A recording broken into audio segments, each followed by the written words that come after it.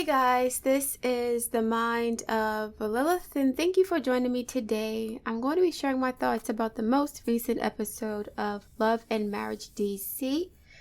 This is not going to be a full episode recap, as there are plenty of other content creators who do a wonderful job of this.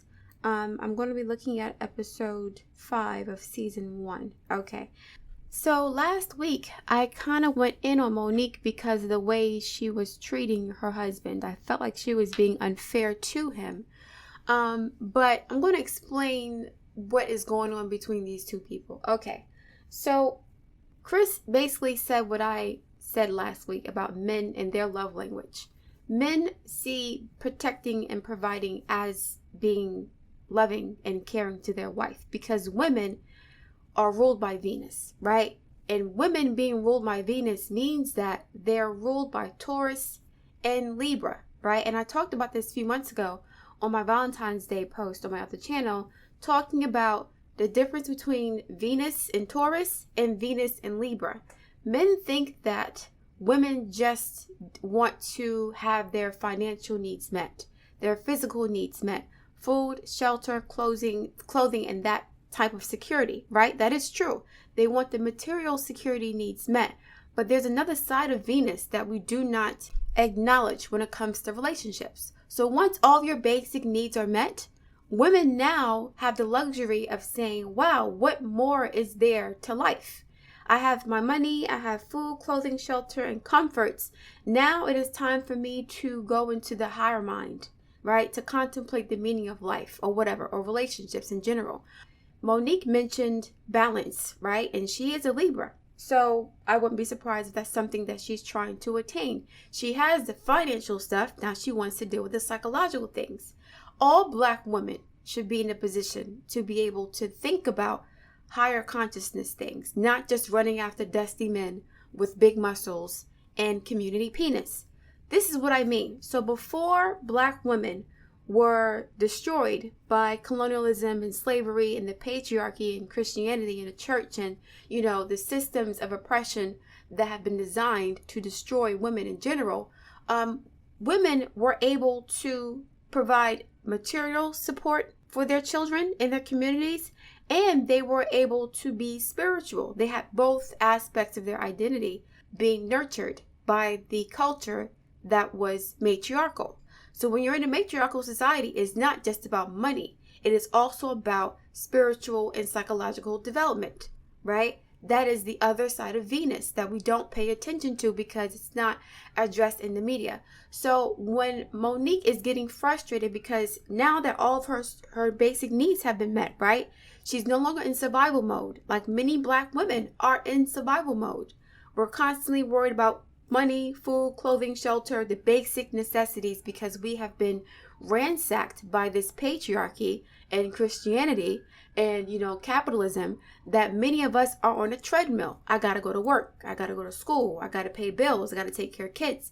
That keeps us in the psychological rat race that prohibits us from thinking about things on a higher level, from a higher consciousness, right? We're not thinking about spirituality as much. We're not thinking about taking care of our bodies as much. We're starting to do that more now because 1, we're making more money, and 2, we're not having as many children, and 3, we're not dealing with dusty men to the same extent. So now we have the time to focus on feeding ourselves, not just materially, but also spiritually. So I think it's a good idea, honestly, if Monique and Chris were to take like a college course together, not a whole program, because I don't think they have time for that. But if they were to either join a book club or do something together, learn something together, learn something new together, right? So they can pick each other's brains and, they can have conversation pieces and have assignments to do together, things like that. I think that would bring them closer. It was so nice to see Chris consoling his wife, unlike Martell, who whenever Melody would get upset, he would either smirk or walk away and say, I'll talk to you later, Mel, right? He didn't give a fuck about her feelings. That's how much he resented her. But when Chris saw his wife in distress, right, he came to console her. And I was laughing, not on purpose, but I was laughing at how big he was and how little she looked when he picked her up. I was like, he's humongous. But he seems like he wants to try to make things better, and she should give him credit for that. But she is being intellectually starved as a Libra. She's intellectually starved. She wants more now. She has the luxury of thinking about more than just her basic survival, right? She wants to be spiritually enriched too, which is to her credit, because a lot of women don't care about that, right? A lot of women, they get the stuff they want, they get the money and clothes, and that becomes their whole identity. Then they end up like Black China, just, on drugs and doing too much and spending too much money because they're spiritually empty. Once you have everything, what else is there, right? You begin to self-destruct if you consume too much. If there's too much of anything, if there's too much knowledge, you begin to self-destruct too, because you start to live in your head and reject living real life. You think you know more from reading books than people do who've experienced real life. And that is why a lot of people who go to college and, they just spend their whole lives in school, they have no street smarts in a sense. They have no wisdom. They are very adept at whatever they studied, at the trade they studied. But in terms of life in general, they're not well versed in other areas. So I think it would be a really good idea for Monique and Chris to take some sort of course together, not just, go to therapy, but to take the opportunity to learn something together. To learn something new together, right? They'll both be on the same page as far as like not having an understanding of what's going on, so they can lean on each other for support in that area. I think the trip to Tanzania did not give Monique what she wanted as far as a reaction from Chris, because the trip to Tanzania, I'm not sure if they had a tour guide, but there was no, there was no prompts for learning, right? He wasn't being told, I think beforehand, I don't think he was, what to look for, what she wanted to discuss. There was no prepping, right? So when you're teaching in the classroom, you have to orient the students to the lesson. You have to tell them what they're going to learn, what the objectives are, how you want them to engage in the lesson, are their assignments. So if that wasn't discussed prior to the trip, Chris did not know what to look for, right? He didn't know how to enjoy the trip as a student and not just a vacationer, right? Monique, to me, seems to be like a student of life. A lot of air signs are like this. I have Mars and Venus and Libra in the third house. So I see things the same way. I'm always trying to learn from my environment. So there's no vacation for me. It's just me going somewhere and trying to learn about where I'm going. It's not just about chilling. So, but for somebody like Chris, you have to kind of hold his hand and teach him how to think about the world in that way. So without those prompts, he probably did not have an understanding of what Monique wanted him to get from that trip. So, but again, it was really sweet to see them console each other, because you can tell there's love there, but she's starving right now. Like, the basic needs are met. The survival is on point. I wish a lot of other Black women had the luxury of worrying about things besides how am I going to pay my bills the next day. But because Black women don't have a lot of support in the community financially, they have to do everything on their own. Their parents don't support them enough in many instances. The spouses don't support them enough, boyfriends or whatever. A lot of Black women have to do things on their own. And we have to sacrifice certain things as far as having children or relationships to even get to the point where we feel comfortable enough to attain some level of spiritual development, right? So, or spiritual exploration. And so Monique, to her credit, she's trying to do that. She's not going to be satisfied with just having a bunch of money, in my opinion. I think she just wants something more out of life. And I do appreciate that she kept most of her original body, right? I don't know about her boobies, but a lot of women feel the pressure to look a certain way in the media. Monique reminds me of East Coast girls, like girls from Philly, Jersey, New York, type of women who are woke in a sense, but culturally woke, not just based on politics. But there's in the Northeast, there's a woke culture. Women wear dreads and they listen to Erykah Badu and they burn incense and they go to events that talk about spirituality and culture and things like that. The conscious community, so to speak. She reminds me of those kinds of women. And now she has the luxury of focusing on those things more so, which is great. And I really hope that Chris joins her on this journey, and I think that he wants to do it with her, but she has to teach him how to do that and not get frustrated with him. I think that he has to learn how to think about the world as in a way that a philosopher or a student would. Everything is an opportunity for learning and examination, right? And sometimes you want to fall back and not think about stuff too much because you want to enjoy your sports or TV, whatever. But I do understand what Monique is saying. I understood last week. It's just that I was concerned that she was kind of badgering Chris. And, it's frustrating after time. And I don't want to see them break up. I want to see them remain married because he's not abusing her. He's not a Martell. If he was a Martell, I would say, get the fuck away from him. But like I said, he consoled her. He loved on her, right? She felt comforted and safe with him. He's trying. He's a big country boy, old school man. If I take care of the bills, it's all good. And that's not how it is when you're dealing with an evolved woman.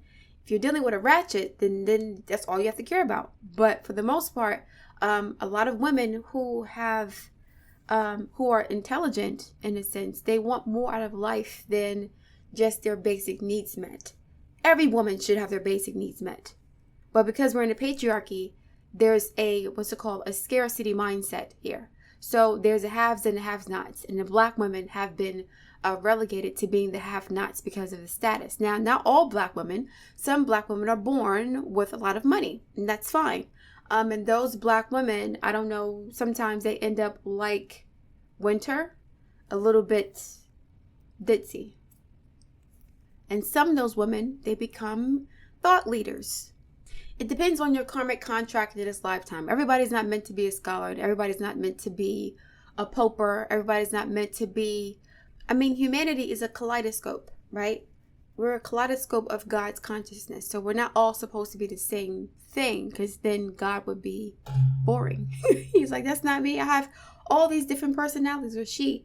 God is like, I have all these different aspects to my identity, my personality. I don't want to be in one box. I don't want to be a hoe only. I don't want to be a nun only. I don't want to be a preacher only. I don't want to be a teacher. I want to be everything that's possible within the human experience, right? So I need to experience life vicariously through you human beings, because I can't do that over here because I'm too perfect. So I need you imperfect things to experience third dimensional life for me. I can't do that over here. I'm too busy chilling. So anyway, yeah, I'm happy to see Monique and Chris. Chris looks like, what's his name? William Dent from Girlfriends. Because every time I looked at him, I kept seeing William Dent. I couldn't get it out of my head. I'm like, not the way he looks now. William, what's his name? Chris Hayes looks ridiculous now. But when he was on Girlfriends, that's how Chris looks to me. It is not a dick or anything. It's just, he just has that type of soft, nurturing energy. Okay, so the next scene I wanted to talk about was Irena and her husband Jamie taking their kids, Jason, Jamie Jr., and the girl, I don't know her name, I forgot. I'm sorry. They took him to Jason's school event. What's it called? Goal Ball, something like that. And it's an event where I guess you have to be blindfolded and you throw a ball around and you try to stop the ball from getting into the goal. So I enjoyed this scene because it showed the level of support and love and camaraderie among the family. At the very least, Jamie and Irena did a great job of raising children who love each other, right? Of raising siblings who love each other. In some families, siblings don't even fuck with each other like that. But I just enjoyed the dynamic of seeing like the eldest sister with the middle brother who's acting out because he's probably having middle child syndrome. And then we have the youngest son who looks like he's the youngest, who has a vision deficit, or he's blind. So I just loved the support they gave him. Jamie softens up. Jamie Sr., he softens up around his children. He's a little hard and rough and whatever, but you can tell he loves his children, right? And sometimes men show love by being stern, right? They're saying, I protect, I provide. You have to do what I say, because I have spent my life investing in this family and I want it to turn out the way that I planned. I didn't sacrifice all this stuff, not running around the streets. I busted my ass. I worked hard because I have a vision for my family. And this vision will be executed, whether you like it or not. And that's how a lot of men who are present fathers in their children's life, that's how they are a lot of times. So he's kind of hard. But Jamie has a very soft side to him too when it comes to his children. So I really loved this scene with the family coming together. I can imagine their, family trips were so much fun when they were children. And I think, Irena may go through some, empty nest syndrome when the kids are all gone. Jason is the youngest one. And their oldest daughter looks older than the mom. I think their oldest daughter is 30 years old. I forgot her name. But the oldest daughter is she looks older than the mother. But they look exactly the same. It's just that she looks older than the mom. That's weird. And she's 30, so the mom is at least 50, I think. So the mom looks amazing. Jamie and Irena remind me of these old school fly-ass couples from the 90s that would be in Harlem and Queens. This is the couple who always had the flyest gear, the nicest houses, they have money. These are couples that just look good together, right? The relationship is a part of their brand. People know them for their relationship as much as they know them as individuals. So Jamie and Irena, they probably were fly as hell back in the day, okay? 30 years ago, 20 years ago even, they were probably fly. Okay, so I like seeing them as a couple together, and they've gone through a lot of strife and ups and downs, and he may be emotionally abusive to her. I don't know for sure. I know she still respects him, right? And he has a youthful energy to him. She still respects him. And I think he respects her enough not to be sloppy with the cheating, right? He respects her enough not to allow no messy female like Ariane to interrupt his wife's home and his peace. He seems like the person to me to hurt somebody also who will try to mess up his home and his family. Okay, so I think it's a different, you have to think about the culture. You got to think about the mentality of a guy. You got to think about, it's a lot of different aspects to a relationship or marriage. It's not just simple as saying, okay, well, he's cheating. He's a dog. Get rid of him. There are a lot of things you have to take into consideration when you are dealing with a spouse and you have a lot to build together. It's obvious they still love each other because Irena has her own money, I'm assuming. And so does, what's his name? Jamie Sr. So they don't really need each other like that. They really respect and enjoy each other, even though Jamie was yelling at his wife. I think he's just he has a difficult time managing his emotions. He's so uptight so that when things are out of his control, he gets really irritated because everything has to work according to his plan, or else he's afraid of things falling apart, especially if he grew up in a time period in the 80s when there was a lot of drugs and crime and, danger. He was like, yo, I'm not going to live like that. I'm going to do everything I can to get out of that situation and to make sure my kids have a better life than me. So he's very uptight, and he's kept that mentality, I think, for a long time. I think somebody said he was a police officer too. I don't know. But he is really rigid. So when things are off schedule or when things happen unexpectedly for him, he just gets really upset. I'm kind of the same way when things don't work according to plan. I lose my temper a lot. I've learned to fall back and not give myself anxiety attacks every time things happen because things keep happening beyond my control that just mess with my schedule. And I just this has got to be a joke. But anyway, yeah. So I see the love they have for each other. It's just that there's frustration. There may be a level of taking somebody for granted because we ain't going nowhere.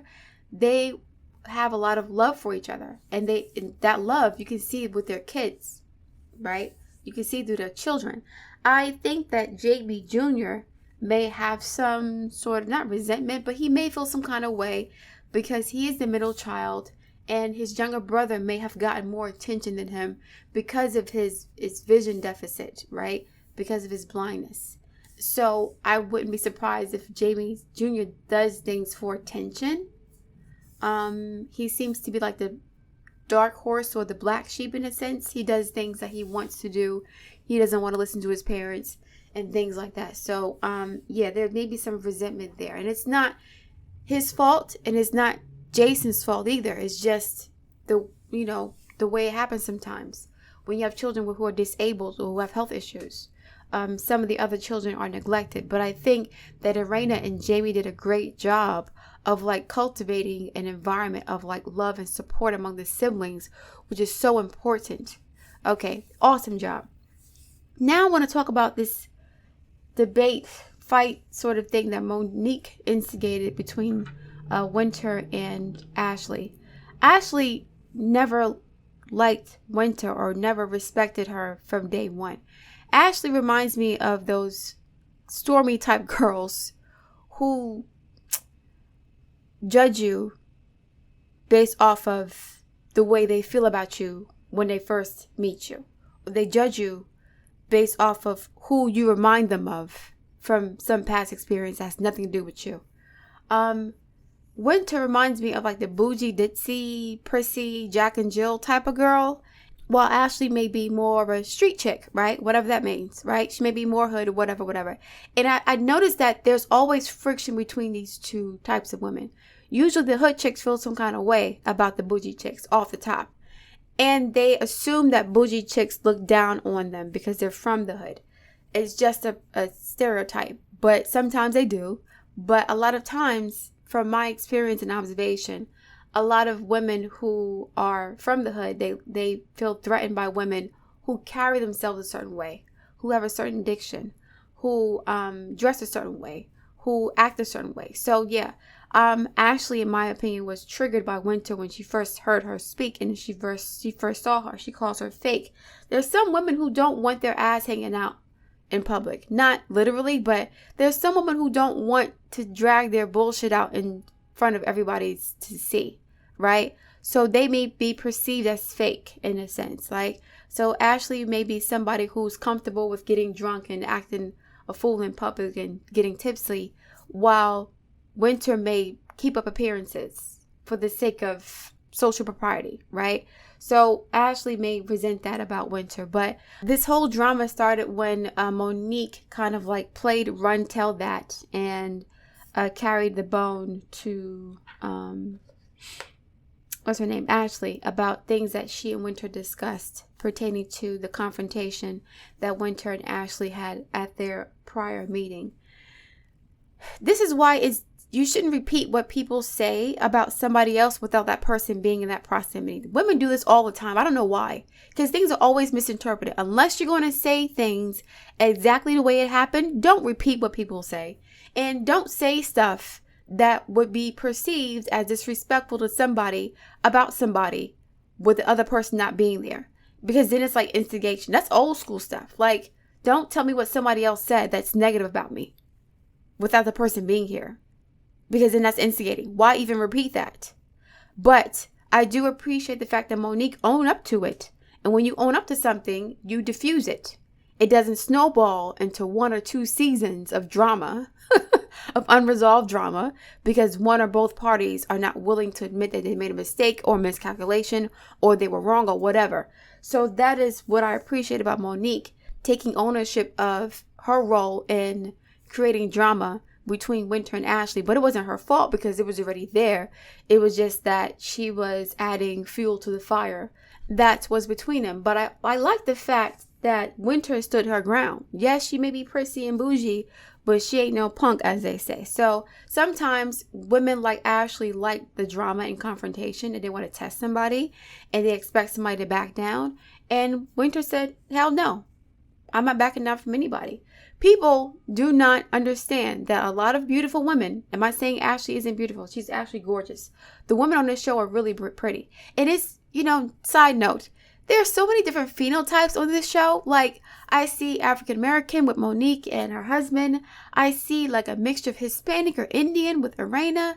I see with Ashley, she looks Indian a little bit too. With Winter, there's a biracial thing going on. So it's interesting to see. It's interesting to see these different phenotypes. I'm laughing because I'm thinking about Kevin, nickel slick Kevin. That looks like a Melanesian Indian guy. So I appreciate the different phenotypes on this show too. Ashley has gorgeous cinnamon brown skin. Like I said, I don't know what her nationality or ethnicity is. Irena, again, looks like she's from a similar tribe as Ashley. But then we have Monique, and then we have Winter. I saw Winter's mom. So Winter's father is probably biracial, or white or biracial, something like that, or Hispanic. So it's great seeing different phenotypes represented on the show. And the other woman with the dreads, the dark-skinned woman with the nose ring that she had, what's it called? The septum ring last episode that I saw. I don't know her name. I forgot. But yeah, anyway, to recap, I liked this episode. It showed, grown women coming together to take ownership of mistakes they make among other women. Okay, that's great to see. It was lovely to see Irena and her husband and, enjoying their family together.